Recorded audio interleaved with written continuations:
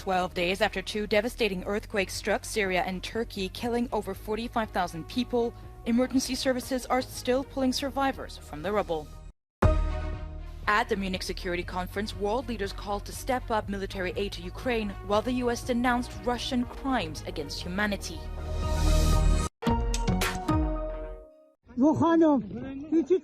12 days after two high-magnitude earthquakes struck northern Syria and western Turkey, search and rescue teams are still pulling survivors out of the rubble.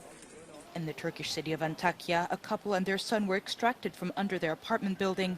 However, the 12-year-old boy later died in a hospital. Meanwhile, the millions of displaced survivors are trying to pick up the pieces of their lives and recover some form of normality.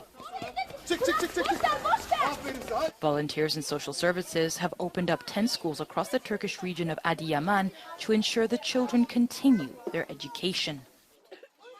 On Saturday, a UN delegation visited the Syrian town of Cengiz, which was one of the worst hit by the earthquakes.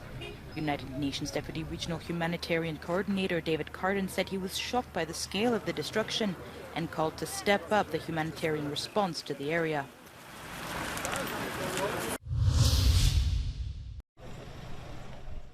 The European Union wants weapon manufacturers to maintain stable production in order to continue to provide Ukraine with military aid. Speaking at the Munich Security Conference, the President of the European Commission, Ursula von der Leyen, has proposed to offer manufacturers an upfront payment and called for world leaders to step up. I think it's now the time really to speed up the production and to scale up the production of standardized products that Ukraine needs desperately. For example, the standardized ammunition. It cannot be that we have to wait months and years till we are able to replenish or till we are able to deliver that to Ukraine. Meanwhile, US Vice President Kamala Harris denounced Russia's crimes against humanity in Ukraine. She called for the perpetrators to be brought to justice and insisted the international community has both a moral and a strategic interest in pursuing those crimes.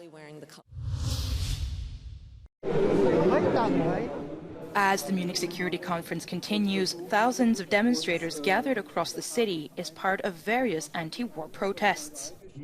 Anti-NATO protesters, pacifists of various backgrounds, or pro-Kurdish supporters shouted their slogans. This comes as world leaders at the conference urged to step up military aid to Ukraine.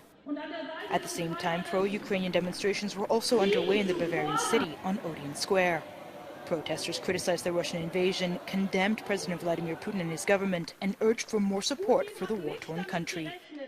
In attendance was last year's Nobel Peace Prize winner Alexandra Matvichuk.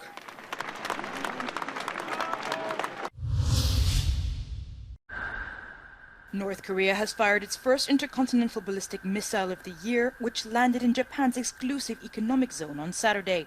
This comes just days before the US and South Korea are due to carry out military drills aimed at improving their response in the event of a nuclear attack launched by Pyongyang.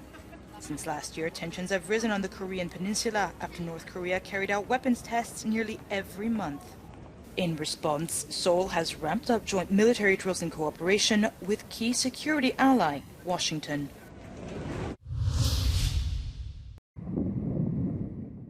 The community of Arkabutla in the U.S. state of Mississippi was left shaken on Friday after a lone gunman killed 6 people, including his wife and stepfather.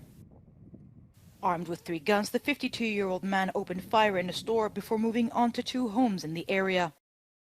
The police have charged him with first-degree murder and are investigating possible motives for the attack.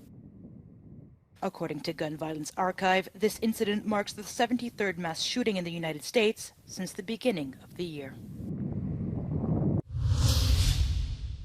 Declaro o Carnaval da Democracia, o Carnaval do Rio de Janeiro aberto. Brazil's iconic carnival season is back with its outrageous costumes and head-spinning samba dancers parading down the streets to the sounds of live music. The city of Sao Paulo kicked off its world-famous carnival parade on Friday evening with some of Brazil's top samba schools performing at the Anhembi Sambodrome. This year marks a return to full-scale celebrations for the first time in 3 years since the start of the COVID-19 pandemic.